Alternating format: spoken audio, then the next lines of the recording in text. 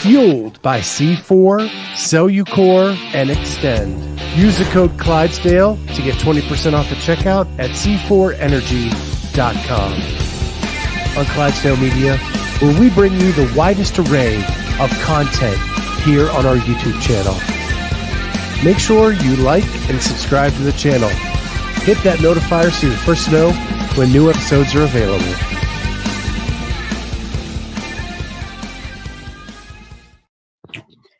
What is going on, everybody? Welcome to the Clydesdale Media Podcast. My name is Scott Schweitzer. I'm the Clydesdale. I've got my co-host Jamie Latimer with me, and we're so honored to have with us Corey Borolien, champion in the, oh my gosh, I forgot what age group you're 50, in. 54. 50 to 54-year-old division at Legends. We're going to sit back and relax and get to know him a little bit. So, Corey, welcome to the show. Thank you. Thanks so much for having me on. So, as is typical with the Clydesdale podcast, we are Canadian bias.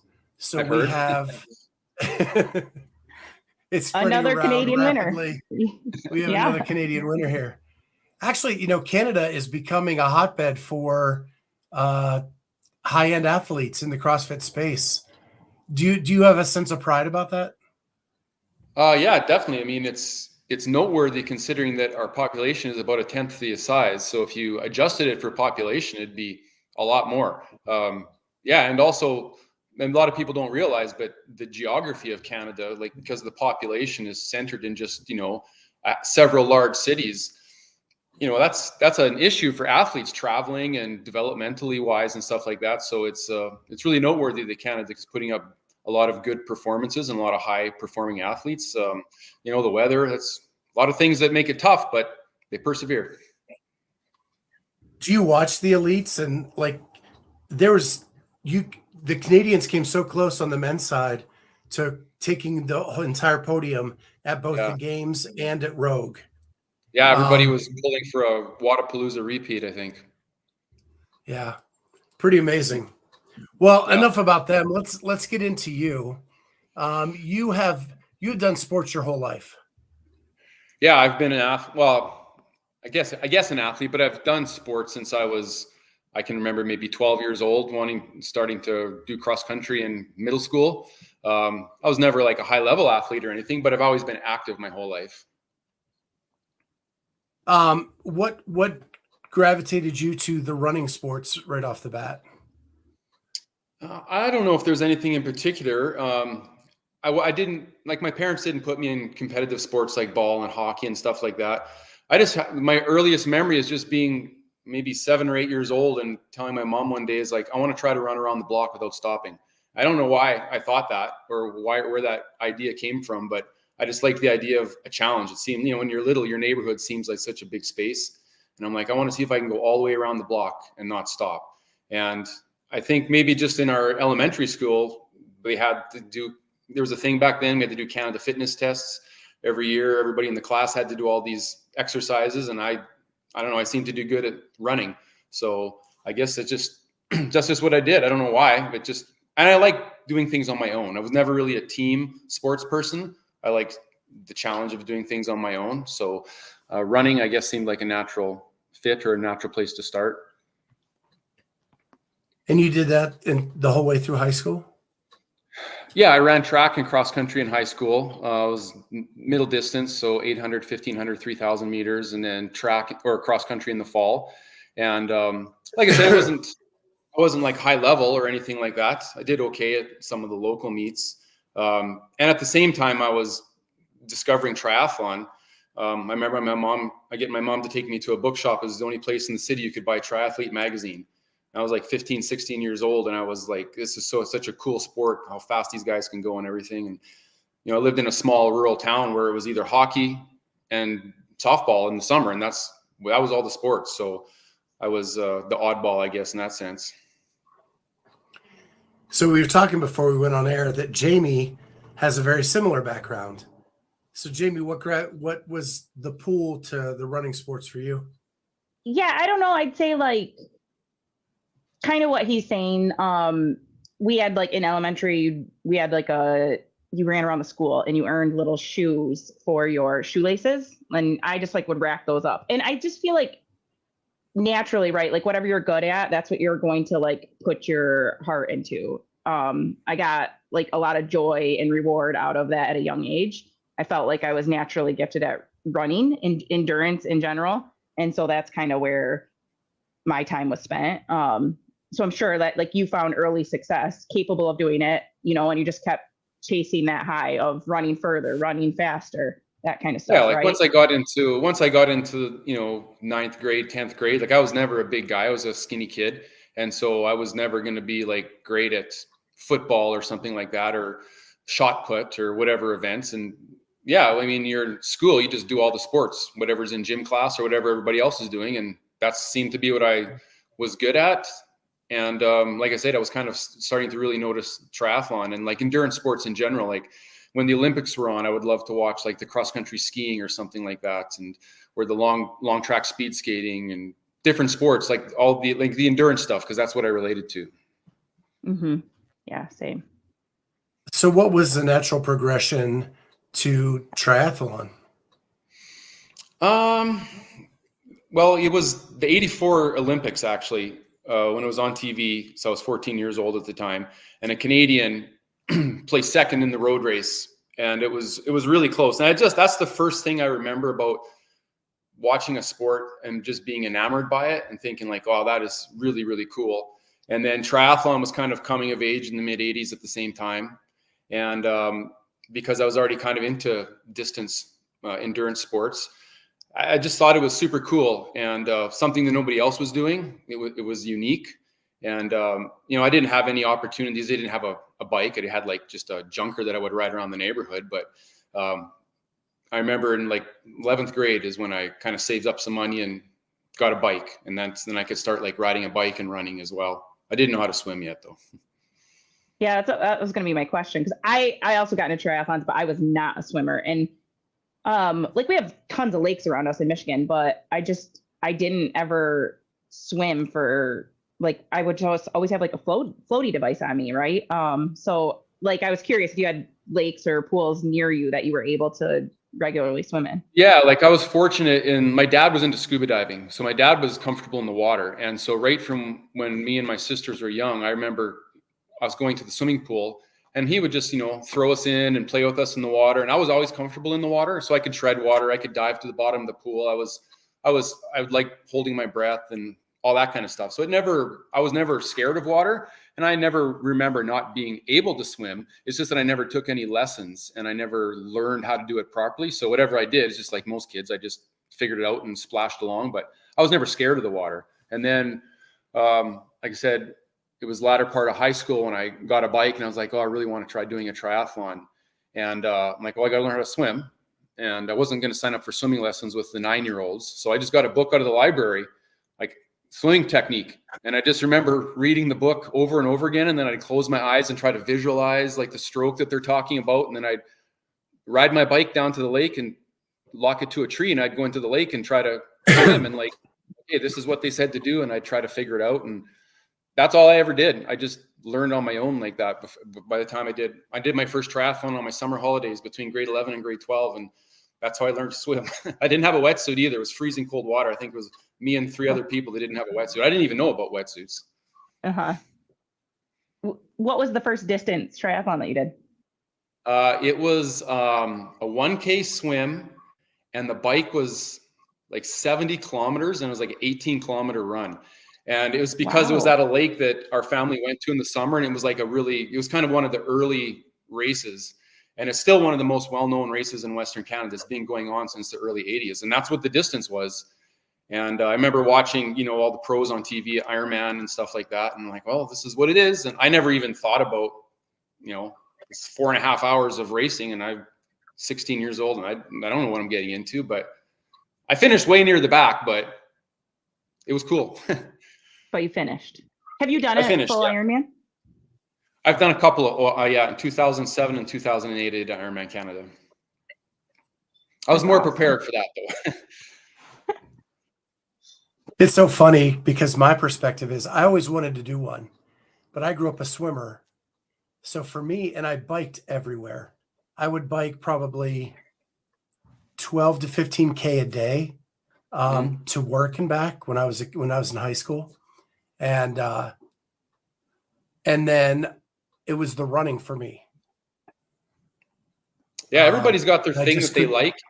Yeah, and just the thing that you don't do is the thing that has all the question marks around it and the trepidation. Like, that's completely understandable. Like, if I've helped lots of people or tried to talk lots of people into doing triathlon, and for most people, it's the swim.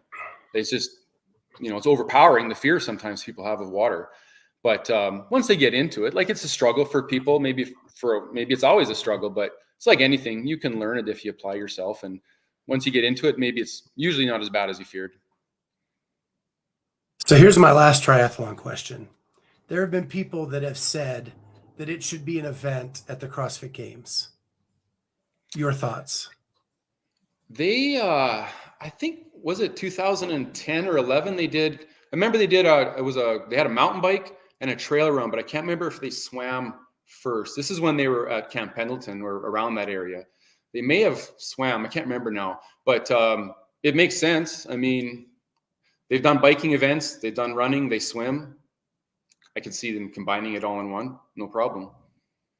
I mean, they've even done specialized cycling events, cyclocross, and they did a criterium one time. Like, when they had the crit in the games, I was pretty flabbergasted because I was a bike racer. I considered myself a cyclist and a bike racer more than a triathlete for most of my adult life. And a criterium race is a pretty specialized race in terms of, like, there's a lot of potential for things to go wrong, like crashing and stuff like that. And if you don't know what you're doing, or if you're efficient at it and you know what you're doing, you can have quite an advantage. So, I mean, a triathlon would be a relatively simple event compared to that. Not logistically, it'd be hard to organize, but it'd be cool to see. Yeah. So you go from that to, you said, cycling. Why the switch to cycling? And then you actually put some power on that bike and went motocross for a while. Yeah. Yeah, well, when I was a kid, we lived in a rural area, so I just had a dirt bike like all the kids my age, and that was the sport that I loved the most when I was maybe like 12 to 17 years old. I was really into dirt bikes and motocross. I never really raced, maybe one or two times, but I just loved riding my dirt bike all the time. Fast forward, later in the conversation, I'll tell you how I got into it as a 40-year-old again. But cycling, I always considered myself a cyclist, and more so than a triathlete. I just loved cycling. And I had a couple of years where I'd like, this year I'm going to do some triathlons. This year I'm going to maybe do some bike races. But I always considered myself the cyclist first. So I always rode all the time. There was never a time when I wasn't like biking year round. And so the bike was always my strong suit in triathlon, and that's, if I did well, it was usually because I was biking well. But yeah, so that's kind of what was for all my late teens till my 40, till I turned 40, basically. And that's when I did Ironman a couple of times. And at that point, I was like, kind of just wanted to try something different. I had been 2 years of training for Ironman. I was a little bit burnt out, and we were planning to build a house, and I knew I wouldn't have the time to dedicate to it. And I'm like, this sounds like a good time to just try something completely different that I hadn't done before. And I was looking for a challenge, something I could start from like the ground up and learn from square one. And I'm like, I haven't had a dirt bike in 20 some years. So I did that for a couple of years, just went and I raced locally at the track here every week for the summer, and did that for a couple of years, got it out of my system. It was fun. I just like the challenge of learning new things, trying something from the very beginning and trying to figure it out and keep moving up. That's the thing that I really enjoy doing. If I'm doing the math right, you and I are the exact same age. Yeah, you said you're turning 54, like right away here. I think I saw that from another next podcast, week. or you just did. Yeah, so You're a little bit older than me. My birthday's in September, so I'm 53 now. Okay, so it appears that you started CrossFit all the way back in 2009. So you were like a very early adopter to the CrossFit world. Yeah, like I said, kind of the time I decided to take a break from triathlon and cycling, like racing, and I wanted to try something different. I had spent, especially training for Ironman, I had spent a couple of years trying to be as light as possible, especially because I was training for Ironman Canada, to try to qualify for the World Championships. And it's a very hilly course with some mountain passes. So I was trying to like be as light as possible. A friend and I, we would joke, as a cyclist, you want your arms just to be buggy whips because they don't do anything for you. They're just dead weight. So we would try to be as skinny and thin as possible to race as fast as possible. And so I decided when I was stopping that and do something different, I said, well, I should try something that requires strength and size, because I know nothing about that. I've spent the last number of years trying to shed muscle mass. Maybe I should try something different. Yeah, I didn't know where to start. I got the P90X DVDs and did P90X a couple of times. I didn't know anything about progressive overload. I knew nothing about eating, calorie balance, gaining weight. I didn't know anything about anything. I mean, there wasn't even, like, YouTube wasn't even like what it is now. There was not the easily available sources of information. So I was just winging it. And I stumbled across CrossFit just from a local newspaper article and thought it looked kind of cool. And I went to CrossFit.com and just started looking at things and figuring stuff out. And it was funny because at first I was reading through the main site forums and reading some of the workouts of the day. And at first I didn't even understand what they were talking about. Like, it was like reading a different language, WODs and AMRAPs and this and that. It seemed weird to me. And then I started figuring out some of these workouts they're doing are like 7 minutes long. Like, it's like a 10-minute long workout. And I remember thinking, like, why would I do a 10-minute long workout? Like, cycling, I wouldn't even get dressed to go for a ride if I couldn't go at least an hour. It was like a waste of time to do anything less than an hour. And they're telling me this workout is 10 minutes. Like, I'm not going to waste my time with that. So at first I learned a little bit about CrossFit and I wasn't interested in it. But then I started watching some of the videos on the main site. And the Nasty Girls video is the one that, like, it's a famous one that people see it and it kind of like draws them in. So then I started watching all these videos and I'm like, yeah, this is pretty cool. This is completely different than anything I've done before. And I just started doing workouts with stuff I had. The first CrossFit workout I ever did at my place, we got an old railroad tie I had sitting around my acreage, weighed 100 and some pounds. And I was working out with my nephew. We were just figuring this out together. We had to pick it up and carry it. And then we had like some stones. We just picked them up and put them in a wheelbarrow and pushed them. We did burpees. Like, we just kind of were making it up on the fly, but this was all based on videos we saw. And I'm like, this looks cool. Let's try this. And I think a lot of people from the early days maybe have stories that started out kind of like that. And it just kept going from there. And eventually I was like, well, I've got to buy some actual real equipment, and found roguefitness.com, started buying stuff. And eventually more friends and family were coming to work out with us. And we had 6 or 7 people coming 3 or 4 days a week. I built a little rig in the backyard out of lumber, and we just kept faking it, and it was fun. So the obvious question is, you live in Canada. A rig in the backyard is good how many months of the year? Yeah, well, exactly. And it's funny because at the time, my wife and I were building a house, and the house wasn't going to be ready to live in until springtime. But when we designed the house, I had set aside a spot for a gym in the basement, but it was going to be for like a trainer and a treadmill and yoga and P90X and stuff like that. And in the summer, we had gotten into CrossFit, and I told the builder building the house, I'm like, do the gym first. You have to forget the rest of it. Make sure the gym is done by October, because we need somewhere to work out. So we finished the gym, and I said, and put all the walls and ceiling plywood, because we're going to bash the crap out of them. So we finished the gym. So we had somewhere, we were working out in the gym in an unfinished house. We just had that one room was insulated and heated, and they were still building the rest of the house, but we needed a place to work out. So we did that first. So you were Colton Mertens before Colton Mertens. Yeah. And in the summertime, the acreage that we live on, the previous owners boarded horses. So they had a big hay shed, just a roof and post walls, like no walls, just posts.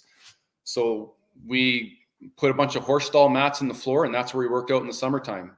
And in the winter, eventually we outgrew the little gym in the basement, and we just parked the cars outside and turned the 3-car garage into a gym in the winter. And in the summer, we worked out in this hay shed with no walls and a leaky roof. And that went on for several years. I never joined a CrossFit affiliate till I was like 6 or 7 years in, when we eventually sold that house. It was just all me and friends and family training at home in our yard, in our garage. And I took my level 1 pretty early on, because I figured, well, you know, all these people are coming to work out. I want to make sure like I'm not doing something silly with them. So I took my level 1 pretty early on, and it just kept progressing until I was essentially running a gym out of my home. But I never charged anyone any money. I just wanted training partners, and I didn't want to charge people, because then it felt like a job and a responsibility. I just wanted it to be fun. So I said, people, you know, I'd say, if you want to give me something, just donate a piece of equipment or something. But as long as you come and give your best effort, I just want people to work out with, and I want everybody to have a good time and really enjoy it. And that's what we did for several years. So when did the competitiveness start? I can only imagine that if you're working out with family and friends, it probably started there. Yeah, of course. Like, you know, I was the uncle, and I had my young nephews who were 18, 19 years old working out with me. And so I'm always encouraging them to chase me, because they're young, they're growing into their bodies. They didn't have a sports background. And I was getting older, and I had this endurance background, but I'm just trying to gain strength as well, because I was weak and couldn't do anything. But at least I knew how to push myself. I knew what competition felt like. I knew what intensity was like. So I could push myself, and these young guys were chasing me, and sometimes they get close, and I would keep encouraging them. So it was awesome, because we really built each other up, because I'm like, man, I don't want these guys to beat me. But at the same time, I'm like super proud if they do. So I was encouraging them. But of course, I'm a competitive person. So as soon as I saw a local competition, CrossFit competition advertised, I said, like, to me and my nephews both, I'm like, hey boys, we're signing up for this. But we've been doing CrossFit for maybe like 4 months. We're like, we're going in this competition. Like, then we got something to train for. So let's, we'll get ready for that next. So it was good. I really like competing as a way of like goal setting and forcing you to focus on what you're doing. I find it fascinating that you did this local stuff. You've really only been on the big stage a couple times. Legends Yeah. at Mayhem last year, Can West, which had its own debacle associated with it, and then Legends this year, which you win. Like, tell me about your thought process through all that. I just enjoy competing, period. Like, whether it was racing, bikes, or CrossFit or anything, I love competition, but I don't always love the training for it. So that's kind of why I sign up for competitions. It kind of forces me to be consistent with exercise, which is how I trick myself just to be healthy and fit, basically. But I really love competing. So if there was a competition, like, I was going to sign up for it just because it was a way of goal setting. And after doing CrossFit for a couple of years, I was like, okay, well, I've never done a weightlifting meet. Let's sign up for a weightlifting meet, and then we'll shift the focus for a few months and we can get better at this. And eventually I did a powerlifting meet. I had never done anything like that before. So it was just a way to always kind of add variety and try new things, getting with that idea of kind of like starting from the bottom and figuring it out as you go. But yeah, I don't know. I just enjoy it. And I would go in phases sometimes. There was a couple years where I'm not really doing CrossFit. I'm kind of more into weightlifting, but I would always do WODs, but it was just to kind of stay semi in shape. If you remember maybe in the early days when, there was the CrossFit Journal article, like CrossFit with a strength bias or something, or whatever the term that they use, when all of a sudden people were like, oh, we need to be a lot stronger than what we have been. And then that progressed to, there was the popular websites like Lift Big, Eat Big, and 70s Big, and these guys that were really pushing the idea of like, get big and strong. So it was funny, in our little home gym, we started having a challenge, like, how much weight can you gain in a few months? Like, who can eat a dozen eggs the fastest? And we were doing this and like trying to squat and deadlift heavy. So, I'm trying to gain all this weight because I had been a skinny guy, and I'm like, I don't know what it's like to be big and jacked. Let's figure out how we do it. And so at the time I was like, not really doing a lot of WODs, and I would do something different with a different focus. So there's a couple of years where I didn't even sign up for the open, and I'm like, yeah, kind of doing CrossFit, not really, but I would always stay in touch. And through it all, I mean, eventually, I would always do like decent, it seemed. And then I was more, the last few years, more CrossFit pretty regularly. And I was making it to like the age group online qualifier. So like top 200. Would have been in semifinals a couple of times. So I took a couple of penalties just from ignorance on my part, rules I didn't understand or wasn't aware of. And I was only doing a class a couple times a week. And then I've always programmed for myself. So I was doing a lot of my own stuff as well. And in the summer, I'd kind of goof around. I'd bike more. I'd take a few weeks off if I didn't feel like it. Like training was never really a focus, but I was still kind of doing relatively well. Like it'd make it to the online qualifier. And then after 2 years of kind of should have been in semis, but I wasn't, and I wasn't really focusing on it. I thought maybe I should like actually try for, like actually get a training plan and actually follow the plan and focus on it and like push through the hard times. And so that's what I did. Only really about a year and a half ago, I decided like, I should really give this a shot. And I never really considered going to the games. And that's why I had never really pushed myself, because I'm like, there's such a huge leap from where I am to what it takes to get to the games. I always considered it like such a non-possibility that I was happy with where I was at. And it didn't seem like a goal I wanted to push for. But then once I was kind of top 30, top 40 worldwide without really making it a focus, I thought, well, I should try this for a year or two seriously and see what happens, because maybe I'm underestimating myself. So yeah, so far so good. So this year they've opened up the qualification spots for the games. We go from 10 spots to 40 spots. Mm-hmm. You've been in the top 40 in the world before. Does that change 30. Your goals for the upcoming season? Yeah, definitely. It's 30 for our age group. Okay. And so obviously like I have a much better chance of getting to the CrossFit Games now. And so that's going to be my goal for this year. And if I don't make it, I mean, as long as I give my best effort, and, I've been dealing with some injury issues that I sometimes don't have control over.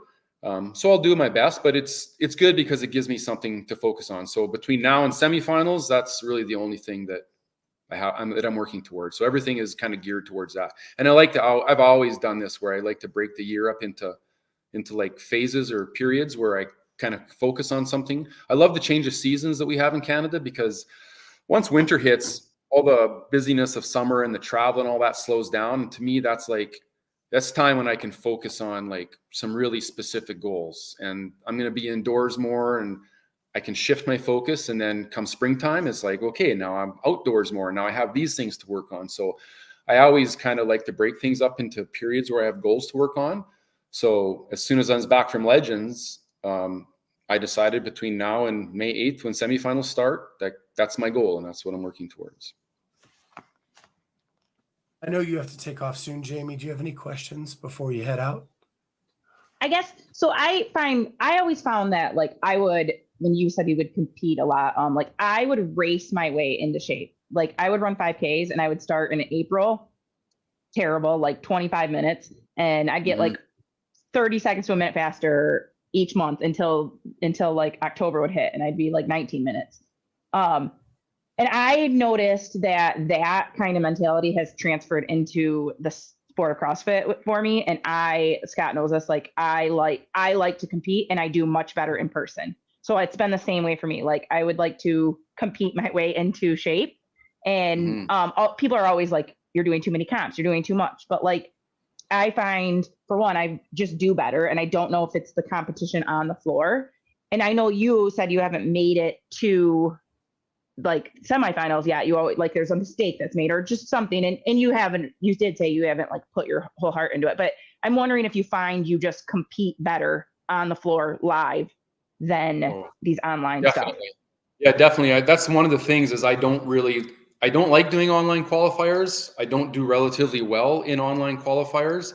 And if I make it to a live competition, like I always do much better in a live competition. It's because it goes back to what I said, where I love competing and I love racing. Like head-to-head competition, live on the floor, where you're strategizing on the fly, where you can like try to get in people's heads. Like, like I love all that part of it. I love calculating how I'm going to get through this workout and watching your competition. If you're in a spot where maybe your time doesn't matter, what matters is how you're doing relative to the field, which completely changes how you strategize for a workout. And then, some people, they do great in the comfort of their own gym, surrounded by their friends and family, sleeping in their own bed every night, eating the same food, can redo the workout 3 times. In a live competition, you don't get any of those things. And so I much, much prefer that. And also with my background, my endurance sports background, it seems that the longer a competition goes on, the better I seem to do. So 3 days, 4 days, 2 workouts a day, give me 3 workouts a day. Because even though I'm getting tired, I know everybody else is getting tired too. And Legends last year in Tennessee, it was particularly noticeable. It's just like I seem to feel better every day as it goes on. Yeah, my legs are sore, whatever. But once I get warmed up and moving, I feel better. So I would much, much rather do live competitions than online. Yeah, I totally relate to all of that. Well, I have to just want to let Scott take over. It was super nice to meet you. Yeah, great meeting you too. Take care. Yep, you too. I might have to leave this up again. I can't leave, Scott. Kick me out.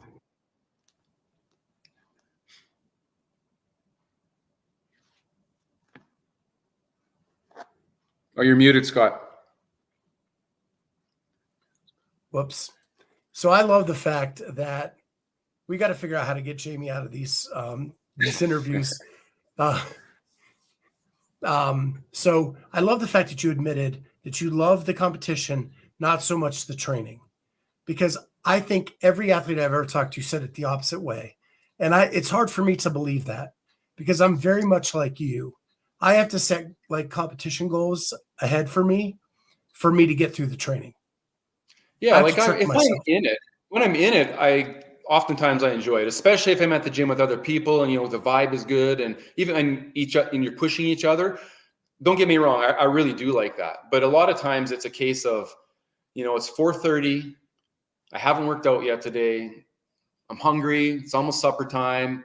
Am I going to blow off the workout, or am I going to do it because I really love being in the gym? And if I don't have anything to train for, a lot of times I'm just going to you know what?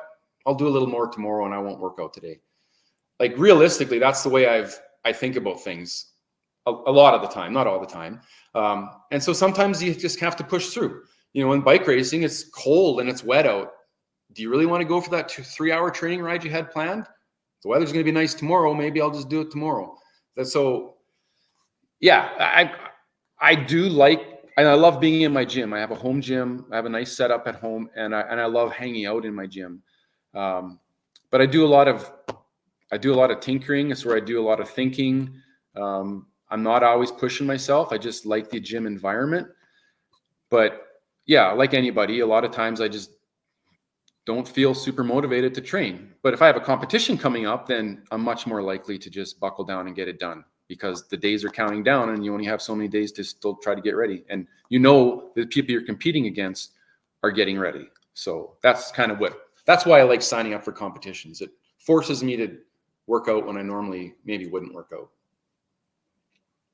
So you talked about your injury history this year, trying to get through the game season into Legends, but you suffered a very, I'm guessing, big knee injury 15 years ago. And it's almost like you're on a ticking clock. Yeah, that's exactly what it feels like, because I had what's called a tibial plateau fracture, which is a traumatic injury. It was a result of a motorcycle accident where essentially it shears off a portion of the top of your tibia, which forms half of your knee joint. So that was surgically repaired. So I still have plates and screws in my leg holding that in place. But the problem is that it leads to osteoarthritis eventually, which I've got quite progressive osteoarthritis, and I have had for quite a while. And I definitely will need a total knee replacement at some point. And so it's always a limiter because I don't have full flexion in that knee. So I can barely squat below parallel on one leg. And also I'm weaker on that side. I just can't work that leg as well. And so it's always an issue. It comes and goes. Like I've learned to manage it pretty well, but this year I had, I don't know, something, I don't know. It was probably a torn meniscus, but that knee is degraded to the point now where it's just prone to bad things happening. And so it happened actually during the Open in February. I was barely able to get through the Open, and it's been getting better, but it improves, and then I'll have a setback, and it improves, and I'll have a setback. So coming to the Legends qualifier, like I really haven't done any heavy squatting all year. I haven't done a heavy clean since February. Anything more than body weight, very little squatting. And so a lot of question marks going into Legends, especially once I saw some of the workouts. I wasn't sure how it was going to go. I mean, I barely squeaked through the qualifier. I mean, there was 24 spots in our age group, and I finished 25th. And I got in because there was some guys, the spots rolled down to people that didn't accept the invite. So, and some of those I had a setback during the qualifier. So some of those qualifier workouts, I was doing like burpee box jump overs, basically on one leg, power cleans, 80% on one leg. So, I mean, it was tough to get just to get through that.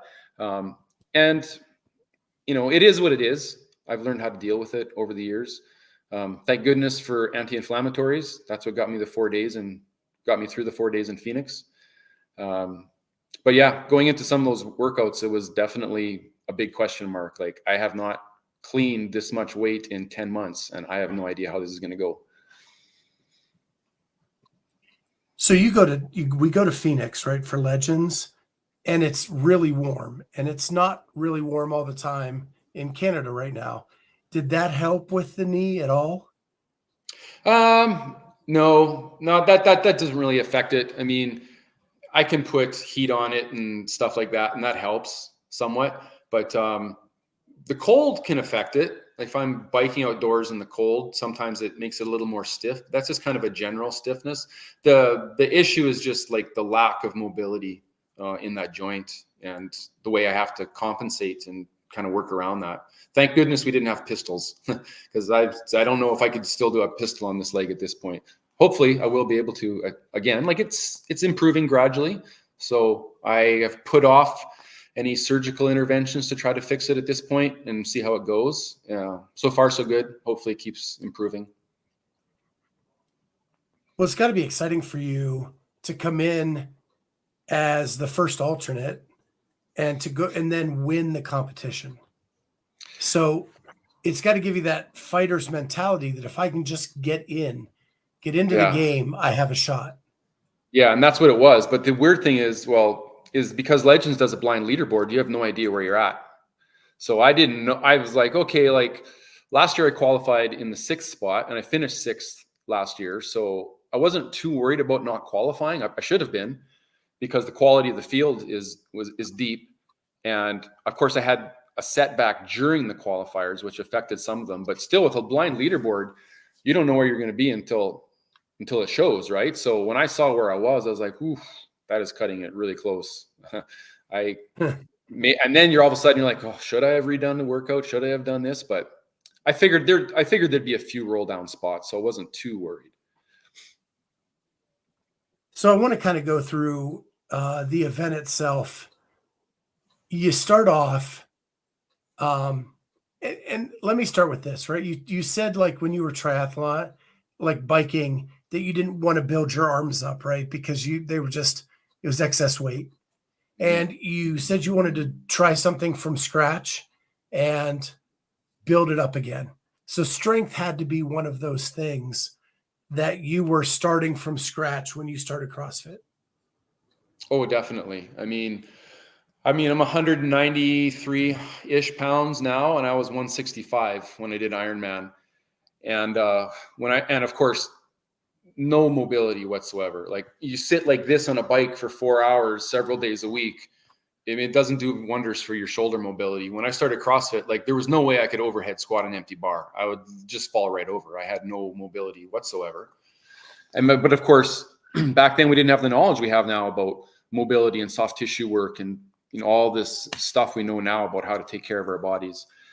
So yeah, I Definitely. I mean, I was good at body weight stuff. I could, I mean, if I look some of the times that I could do for certain body weight WODs now versus then, I mean, I could probably do 100 burpees for time faster then than I could now. Yeah. Well, the reason I bring it up is in your first 3 events, first 4 events, it's second, 13th, second, first. And the only one that's out of the top 10 or out of the top 2 is a weightlifting event. So is that something you're still working on, or is it the knee? For that one, it was more so my knee, but also something I work on. Like I did bring my strength up to a point where I don't feel it was really a relative weakness anymore. Like I said previously, I had a couple of years where I kind of focused on weightlifting. I took a few months and trained for a powerlifting meet, put on 40 pounds of weight, body weight, to try to build strength. Yeah, my deadlift is relatively weak compared to other guys in my age group. But yeah, the biggest thing with that was I have been able to snatch, mostly power snatch, but clean and jerks have not really been happening this year for me at all. Power cleaning was going from like knee flexion to that violent extension of a power clean seemed to bother my knee. And during the qualifier, I tweaked my elbow. My hand slipped on a muscle up and I tweaked my elbow. So holding a front rack position was really difficult. So I haven't done a full clean below parallel with heavy weights since the open last year. So warming up for that max clean and jerk, I powered 205 and I'm like, I'm just going to go with that because I don't know how many, maybe I only have one good clean in me and something could be bad. So I'm not going to push it. So I ended up doing 225, which was a power, but it was the jerk, like my elbow issues. And so it gets in your head, you know, when you haven't held heavy weight in a front rack for a while, you haven't done heavy jerks for a while, like the timing and the confidence just isn't there. And it was difficult. I mean, there were some big, strong guys in our group. Don't get me wrong. I mean, we had, I think Greg Anderson, like power cleaned and kind of quasi push jerk 295. So there's some strong guys, and there was a lot of guys throwing up like 250, 265 in that range. But coming out of it, I knew that was going to be probably my weakest event. And 13th, I was satisfied with that. I figured I'd be in that 15th range, mid pack. So I was happy with that. Yeah, because the swim up your alley, right, from your training days in triathlon. Second, Hell's Bells, you took a second, and then the jump, first place. Yeah, those were good events for me. Those second two, because with my knee history, I don't do a lot of squatting anymore. But usually I can lunge, so I do a lot of walking lunges. And so when I saw a workout that had a big chunk of walking lunges in it, I was super pumped about that.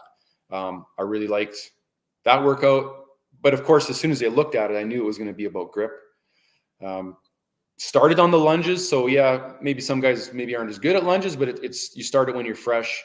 Everybody's going to get through the lunges, probably unbroken. The deadlifts, everybody's going to get through that, no problem. But the big question mark was how people are going to handle 24 unbroken squat cleans that far into the workout when grip is going to really start to become an issue. So my whole plan for that workout was how am I going to optimize my grip? And I took the deepest, hardest hook grip of my life on those dumbbells all the way through. Like I wanted to feel like my thumbs are pulling out of the sockets. So it was like all on my thumbs as much as possible. And the people that were with us that I had some friends that were competing as well. We made sure we all you guys have to hook grip the heck out of this dumbbell because grip is going to be a limiter. And it was. And I did it all unbroken. Yeah, the grip was dicey towards the end, but my grip was okay afterwards. Like 10 minutes later, I felt fine. So I talked to Jamie right after Hell's Bells. Her forearms were blown up. Everybody's was. If you would have seen the ice bath, there was like a lineup for 6 people at a time to go armpits deep in those ice baths because everybody's grip was shot. and all knowing that you had a rope climb event coming. So yeah, and I love rope climbs. That's one of my better movements. And I've been working on my skipping with those ropes. And they were in small chunks, so I wasn't too worried about getting through that. And that's a workout that going into it, I was like, if there's a chance I have to win a workout, it'll be this one. And so you talked earlier about the longer an event goes, the better for you. Do you recover quicker from like a grip event like that to that rope climb event? I don't know. Grip specifically, it's hard to say. My grip is definitely not something I would say is a strong suit. When grip, and it's like everybody, when grip goes in a workout, like it's gone. It's like doing push-ups in Murph. Like once you're down to doubles, like they're not coming back. So I definitely wouldn't say I have a strong grip, but yeah, I don't know. In terms of soreness, like just DOMs, sore legs, all that kind of stuff. Once I'll have sore legs walking around the venue, back at the house in the evening. But once I get moving and warmed up, that goes away. Or if it's there, I don't think about it anymore. And that's like, I just remember from cycling, no matter how sore your legs were, no matter how shot you were, the best recovery is always to jump on the bike and go for an easy ride. And so that's what I'll always try to do, is some movement. And usually that'll take care of issues like that. So I'm assuming at that point you were in first place, just guessing at the scores. Yeah, after day 2, I was 6th place after day 1. And then at the end of day 2, I was in first. So do you approach the event differently knowing you're in first at that point? Not that early in the event, because there's so many things that can happen. It's still just about executing each workout the best that you can. And I don't want to get sucked into a head-to-head race with somebody, because that leaderboard can change so much. The person that you think is a threat on day 2 might not be around on day 4. So it's pointless to try to gauge your workouts on that. The very last event, when it's right down to it, then yeah, that is maybe a factor. But early on, no, I'm trying to execute the best that I can, and I'm not really paying attention to what other people are doing. I'll let the energy of the people in the lanes next to me drive me, and I'll look to see who's ahead, who's pulling. But that's just more to just kind of keep pushing me myself. So day 3, you take a 10th and a 6th. Where does that leave you on the leaderboard? I still had the lead after day 3. It was that handstand walk workout shook things up a lot, because some of the bigger, stronger guys suffered on those long sets of handstand walks. And so I was fairly consistent, but the guys above and below were moving around quite a bit. So I can't remember now what the leaderboard looked like after day 3, but it probably changed a lot from mid day 2 till the end of day 3 based on a couple of those workouts.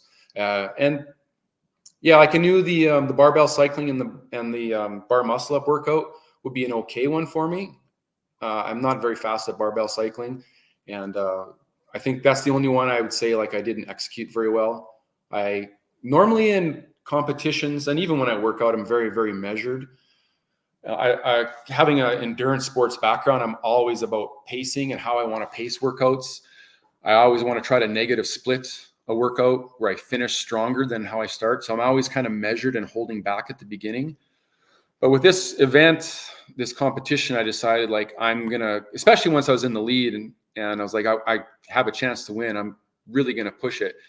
I wanted to take some risks and start exploring the idea of going out faster than maybe what I'm normally would consider comfortable. And so that workout with the snatches and the clean and jerks, I started going on broken, and then I went 5 and 3 for sets of 8 all the rest of the way through.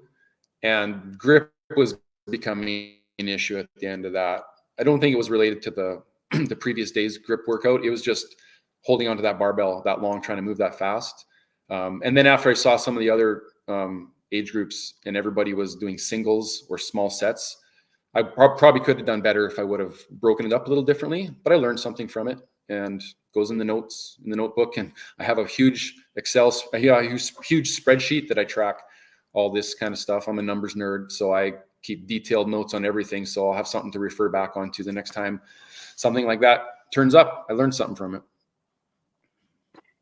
So in those events on the main floor, they gave the leaders the opportunity to be in, I think it was lane 1 or 10. And so you could see the whole field as opposed to being in the middle, only being able to see half the field. Did that help or hurt you? Yeah, that was on Sunday for the last event when we were facing lengthwise down the floor. And the way they seated us, first place was in that first square at the back. So you could see, I mean, you had a line of people in front of you, so you could only see 1 or 2 people in front of you, but you could take a good visual.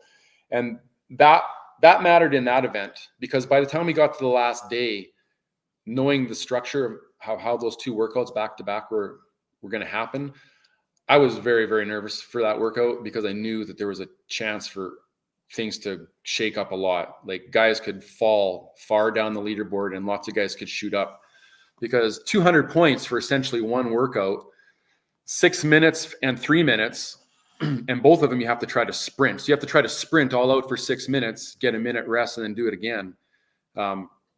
It's hard to pace that. Should you pace it? I mean, what do? You go all out and just, you're going to be shot for the last one, you hold on. But being in first and being able to see the second and third and a handful of guys close by, it did help a little bit, because I was thinking, okay, like, maybe these are light dumbbells for the second portion. I was thinking maybe I could go unbroken, but once I got started, I was like, there's no way I'm going unbroken. But Denny Ferreira, who finished second, was in the square right next to me. So he put his dumbbells down. I'm like, oh, good. I can put mine down and rest too, because I'm not going unbroken. And that's about all I was doing. I was just kind of keying off the 1 or 2 people that I could see. I could see somebody else that was close to me falling off the pace. They were hurting. So I'm like, okay, I can kind of put that out of mind, and I can focus on these 1 or 2 other guys now. But that doesn't really come into play until you're at the very end, when pacing doesn't matter anymore. And there's no more changes to the leaderboard after this workout's over. Like, so you do everything you can to optimize your position at that point. It's different than workouts early in a competition, for sure. So what did this win mean to you? Did it give you a confidence that you didn't have before? Did you learn something about yourself? Yeah, definitely a confidence booster. I mean, at the Legends event last year in Cookeville, up until that point, I had never really considered anything games level as like something I would ever attain to or try. And then I realized, like, okay, like I'm not really that far out of my league here. And so I kind of had already gotten that confidence there, and this kind of verified that for me, that what I'm doing, I'm a year further along in training. It's shown me that the plan is working. I'm still showing regular progress. Learning in terms of, like, you always learn something in a competition. You learn how to deal with maybe unforeseen circumstances, movements or weights or different things that you haven't tried before, or, different ways of strategizing workout you haven't tried before. And that's always going to be useful in the future. But yeah, it definitely it makes me hungry to want to keep moving forward. So what is the goal for this season? Well, the only goal is to try to qualify for the CrossFit Games. At this point, I mean, there's nothing else that would satisfy me now. I mean, sure, if I don't make the games, but I do my best, I'm not going to be heartbroken by it. I don't pour my life into this. I don't define my life by it. This is my way of forcing myself to be healthy and fit. So if I don't make the games, I'll shift focus and, maybe I'll do a triathlon or something. I don't know, something different. But definitely between now and semifinals, that's the only thing that I'm working towards.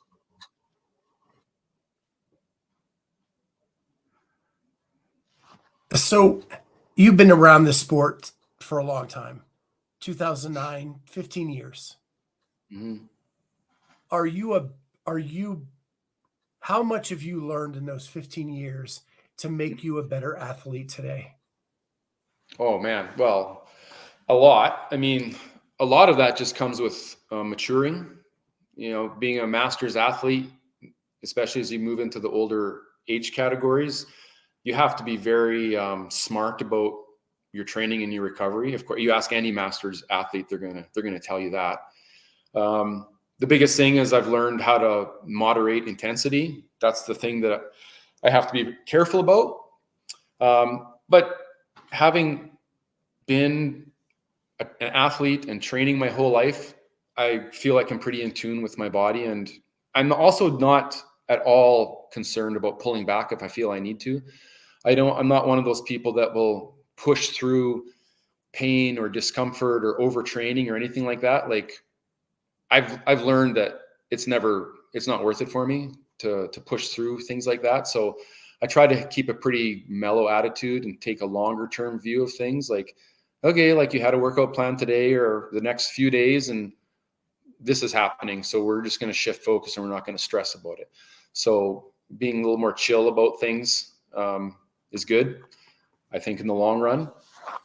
I'm comfortable with where I'm at. And like I said, I'm hungry in the sense that the more work I do, the more I realize how many areas I have for improvement. And a lot of it is just refining things, like small little changes, little tweaks to a technique, or ways that you can, like I said, I keep a lot of detailed notes on every workout and all my training. And so I can go through that and I can maybe see patterns and find ways to optimize things. So that's part of the fun for me. Is I like to say that sometimes, like, I kind of punch above my weight in the sense that I'm not always the fittest guy, but I try to be the best prepared in terms of eking out every little bit of efficiency I can anywhere I can. Like in cycling, I would call that free speed. If you can have a more aerodynamic position on your bike, it doesn't cost you any money, but it makes a huge difference. It might not even make a huge difference, but it makes any difference, but it didn't cost anything. It just took paying some attention to detail and some effort. And so I try to apply that same attitude to my training now. People that I work out with, if I'm coaching, I'm always harping on people, like, be as efficient as you can in your movement. These machines that you spend so much time on, dial in your efficiency. Make sure you understand all the metrics that the screen is showing you. Like, don't just close your eyes and turn on music and not pay attention. Like, always pay attention to what you're doing. Always find a way to be more efficient. Because like I say, it's free speed. So I just try to have that attitude in everything that I do, really. That close your eyes piece, I feel like you're calling me out, Corey. Yeah, I called a lot of people. One last question. When you started this, you were working out with your nephews, family, and friends. What do your training partners look like today? I'm super lucky to have good training partners, games athletes. I train with Lori Masishnik, who's won the games a couple of times in the age group above me. And we recently started training with Trina Gessel, who is a teen athlete who qualified for the games this year, is the youngest athlete to ever qualify for the games. The three of us train together quite regularly at the same gym, CrossFit Ashlar here in Saskatoon. And it's awesome because what I was saying previously, how a lot of times I lack motivation, these girls don't lack the motivation. If there's a workout that's written, they're doing it and they're not questioning it. So I know if I'm not in the mood to work out, I just have to go meet them for the workout, and I'm in it, and I'm going to get pulled along by them. And that really helps. It gets me through some long, hard workouts where if I was on my own, I would have sloughed off halfway through and maybe tomorrow. So good training partners really make a big difference. Well, I just want to wish you the best on the upcoming season. I wish you congratulations on your victory at Legends. That's a huge win for you going into the season, and we can't wait to follow your journey. Well, thanks, Scott. I appreciate you having me on, and I speak for probably all Masters athletes, really appreciate the spotlight that you try to shine on the Masters community, because CrossFit isn't doing a good enough job of it. They're leaving a lot of motivational content on the table here by not promoting these older athletes who really can have stories to tell and inspire people. So I'm glad that you're getting those stories out there. Like I say, every time I go to one of these events, I'm with my people when I'm at these Masters events. I'm in your we age understand group, each right? other. Yeah. Well, with that, thank you so much for being on with us. And we'll catch everybody next time on the Clydesdale Media Podcast. Bye, guys. Thanks.